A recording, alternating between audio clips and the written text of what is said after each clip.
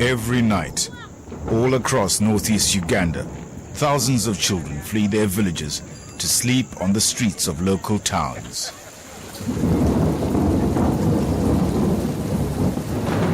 They are fleeing a terror that grips the countryside by night, a rebel army that has abducted and enslaved thousands of children.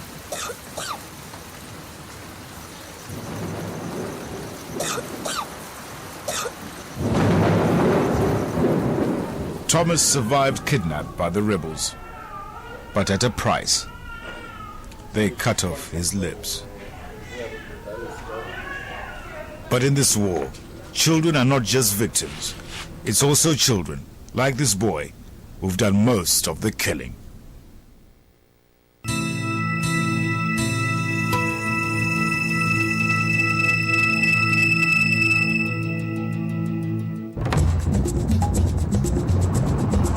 We were heading into a battle zone, land under threat from the rebel group known as the Lord's Resistance Army. They'd survived a government offensive. Now the rebels had advanced further south than ever before. The Lord's Resistance Army preaches that its fighters are invincible, that they are guided by the Holy Spirit, that every atrocity is endorsed by God. Our driver warned us we were entering the danger zone. You say we're in a danger zone? Yeah, we are in danger zone. Anytime we can be shot or killed. So the rebels are as far as here? Yeah, he made a roadblock. He killed people, then he ran away. You made a roadblock on this very road? In this area. We wanted to reach a government outpost, the beleaguered town of Soroti, before nightfall. I could see no sign of the Ugandan forces supposed to be defending the area. We've been driving to Soroti now for about 5 hours in this heavy, heavy rain. And I keep wondering, who has more of a stomach for this fight in this kind of weather, in this kind of terrain? The Lord's Resistance Army or the Ugandan People's Defense Force? We arrived in Soroti just after sunset. Night time is when the rebels make their incursions. The streets were empty, the buildings locked and shuttered.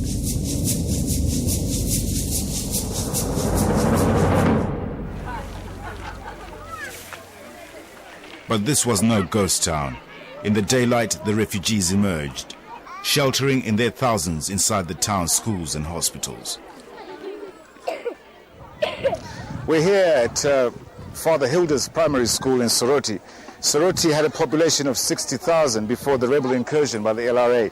At the moment, the estimates are anywhere between 150 and 160,000 have moved into Soroti.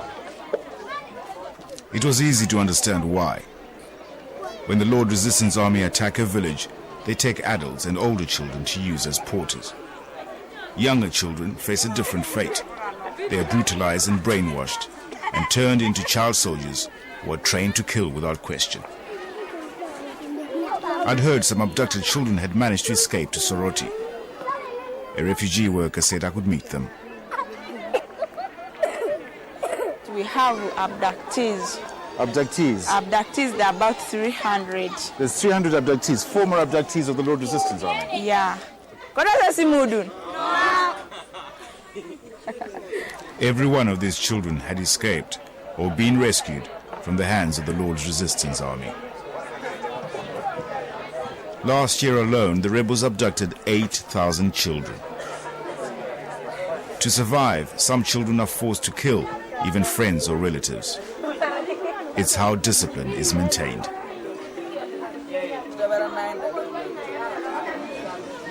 I mean, you're only 18. 18 years. And how many people do they make you kill?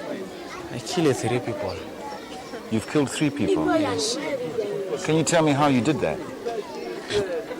One, they told us to pick the sticks, very big sticks. They told you to club them? To big on the head. On the head only? Yeah. And the other made us to step on it, just a matter of stepping. Just your feet? Yeah, with feet. Did he speak? Did he say, please stop? He was trying to ask forgiveness, but otherwise the other people refused. That was the second person you killed? That was the second person. And the third person, they gave us pangas. Just pangas, big long knives? Yeah. And they told you to kill him using a pangas. I asked him how old were the rebels who had ordered the killings. Moreover, that size. They are the ones that say kill. Yeah, This size here we're looking that at. size, yeah. And these killings you've done, do they still come into your head? Yes. Sometimes I do dream of them. You dream about them? Yeah.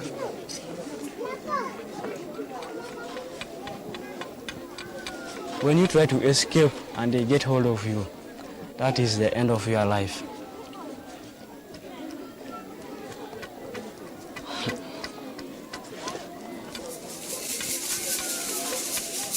This smuggled photograph shows the man who leads the Lord's Resistance Army.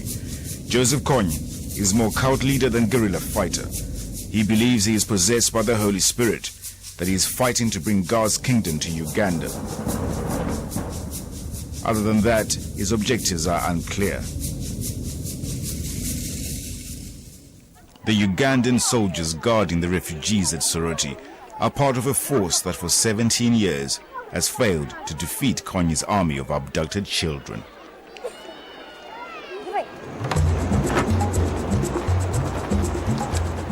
Now, in the villages around Soroti, the government of Uganda is trying a fresh tactic. They are arming local people and organizing them into a militia called the Arrow Group.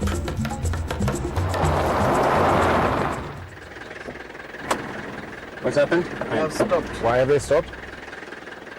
We joined the militia leader, a government minister called Mike Mukula, on a recruitment drive in an area where the rebels had just been operating.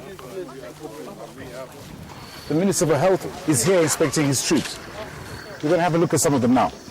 And you'll notice, they're only one of his troops wearing a bulletproof vest like we are. The soldiers protecting him were jumpy. I think they're going. We're going to go back to the car. Let's move.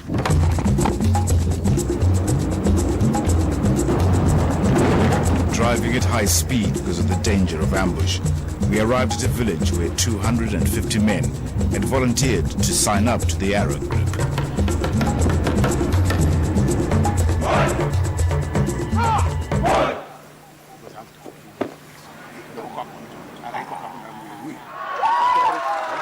He has brought them even the condoms, so that if they go out a little bit, they make sure that they have safe sex. We want the boys healthy. The villagers are desperate for weapons. They have little faith in the Ugandan army. But the prospect of more armed men roaming the northeast of Uganda seems an unlikely road to peace. The truth is, the government is running out of ideas.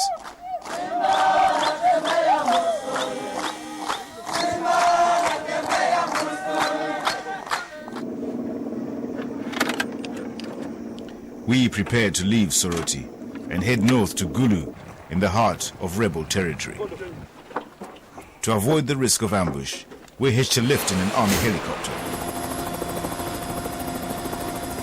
Shortly after we left Soroti, the Lord's Resistance Army ambushed a bus on the outskirts of the town, massacring 25 people.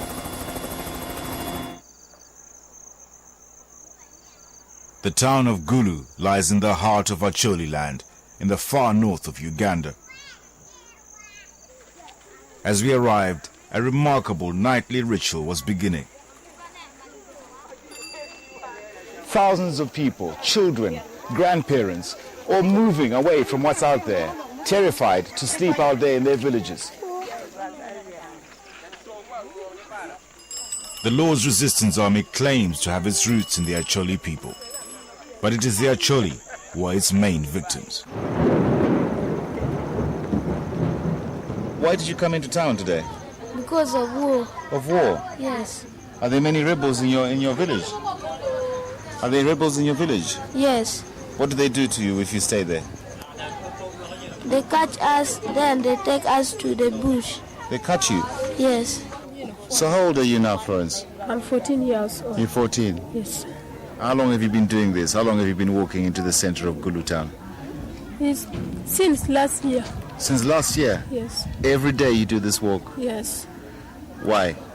Because I fear if I stay at home, the rebels can come and attack me as they have done to my cousin sister.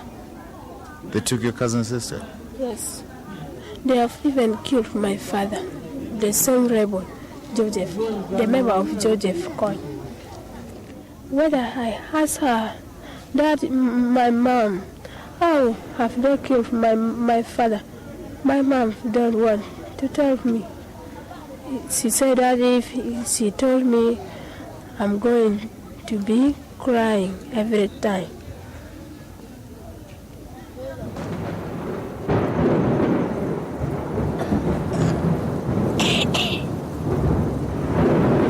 Everywhere you walk in this town at night, the most memorable thing you hear is the sound of children coughing.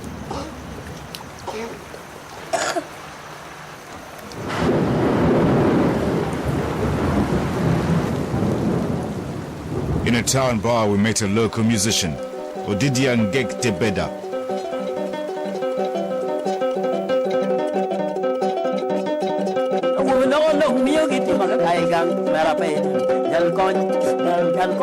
His song says, "War has destroyed our life. My people, these atrocities have been committed by our sons. Kony, you have destroyed our homes.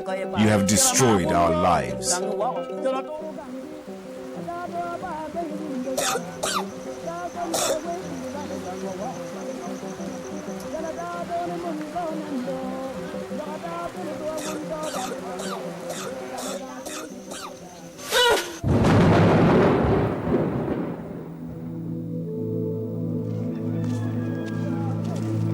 The next morning, the kids, cold and tired, began to return to their villages. Children who spend their lives in fear.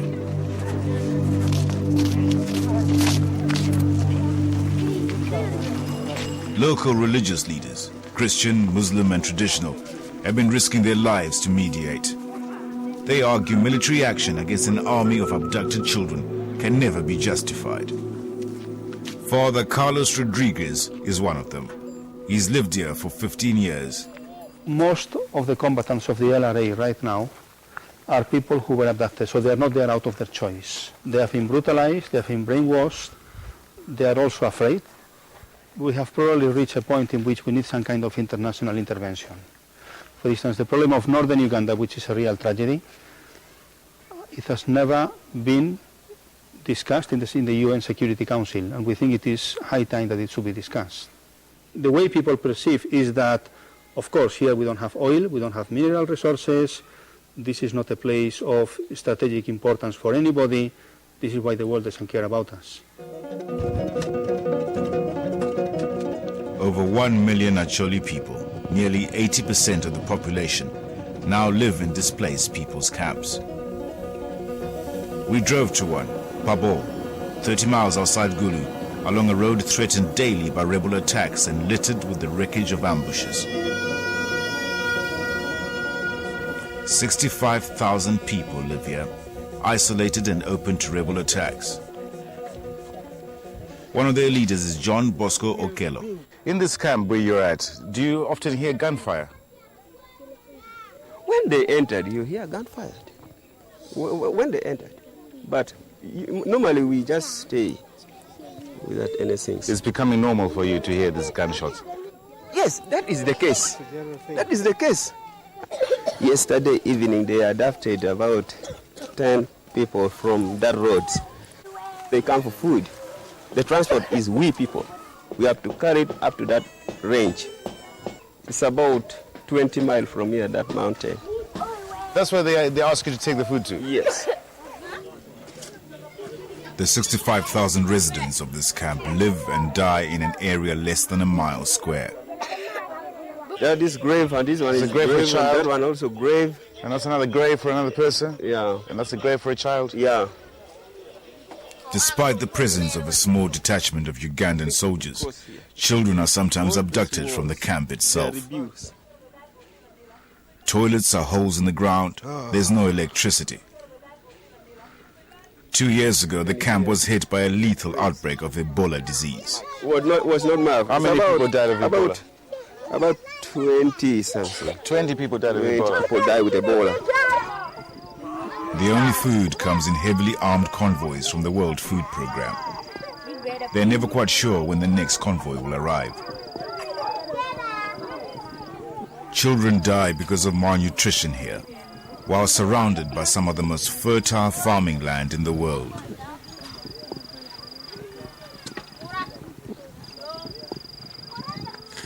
In Uganda, the most fertile place is here where you have already stood in. And the land is there. At the moment, it's full of rebels. Yeah. The next morning, on the outskirts of Gulu, we joined the Ugandan army on morning patrol. They're checking that the roads are clear of any rebel activity so that the villagers can go back to their homes. They told me this stretch of road was particularly dangerous. So why is this area not so safe, Lieutenant? This area is not so safe because this is normally the enemy's crossing point. Then, one of them thought he saw something. So what are you doing now? You think the rebels are in the maze?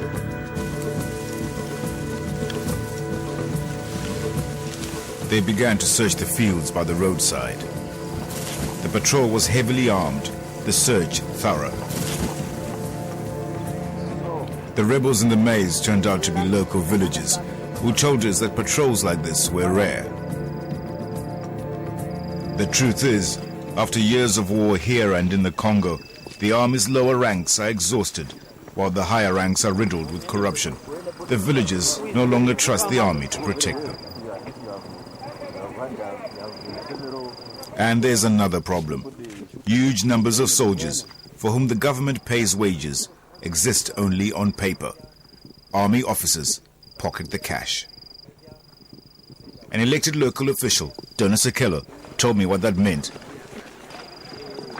The government will say, we have 6,000 soldiers on the ground, and you would hardly get 600 on the ground. That means government does not know what is on the ground. The problem is that everybody in the army is doing business. And an army is not supposed to do business. There is a serious corruption in the army.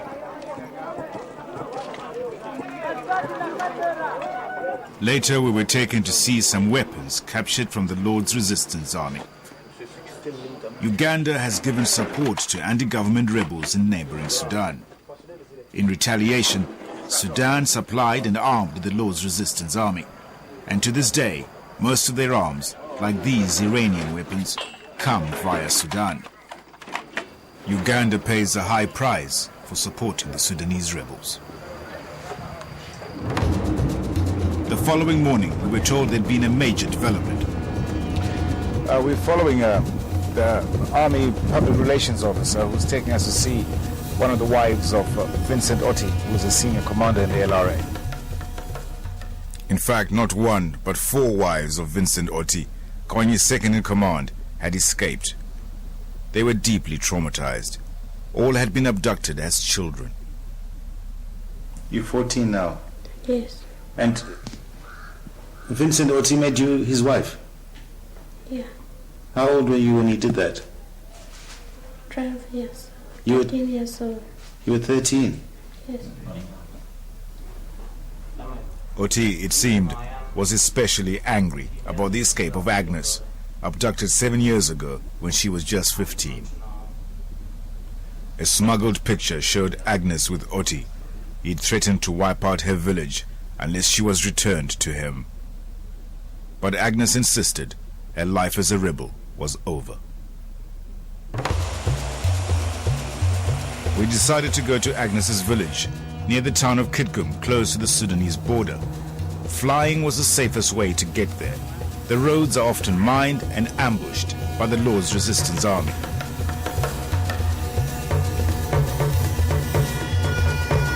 And it looks like as we arrive, other people are also coming in this direction.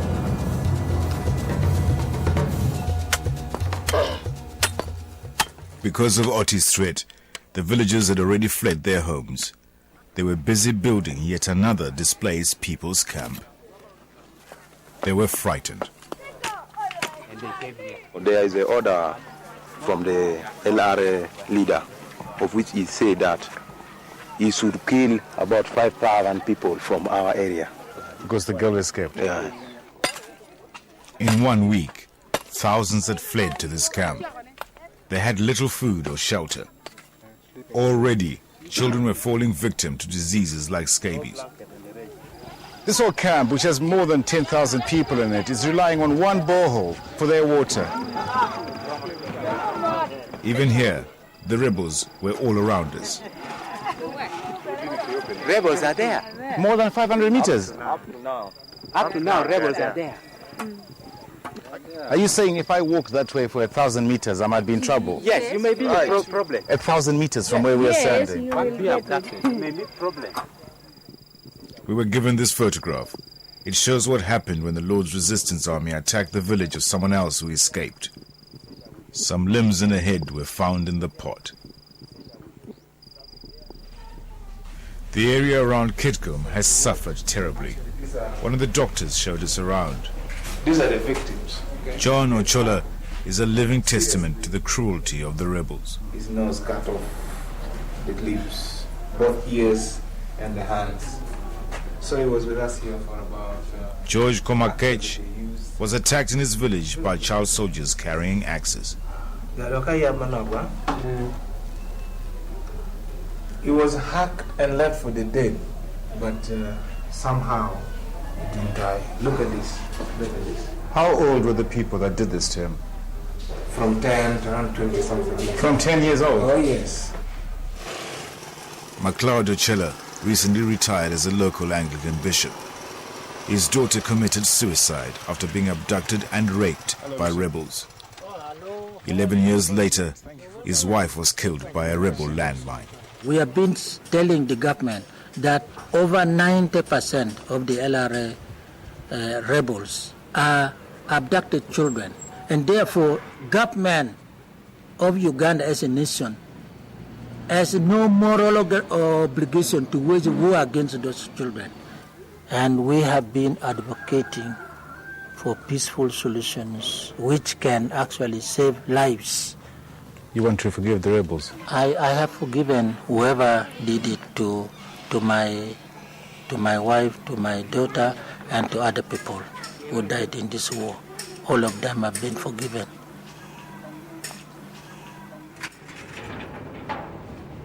This center is a sanctuary to some of the children who've escaped from the Lord's Resistance Army. Some were held for weeks, some years. Some were born in captivity.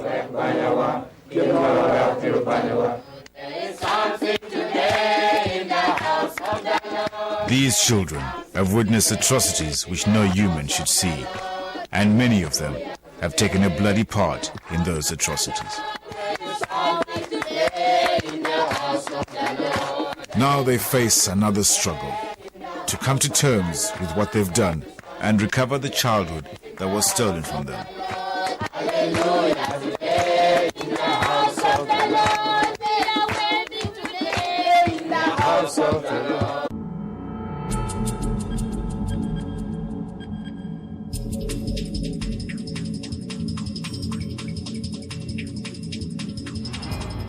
It's not possible because this is the enemy's crossing point. Then one of them thought he knew something.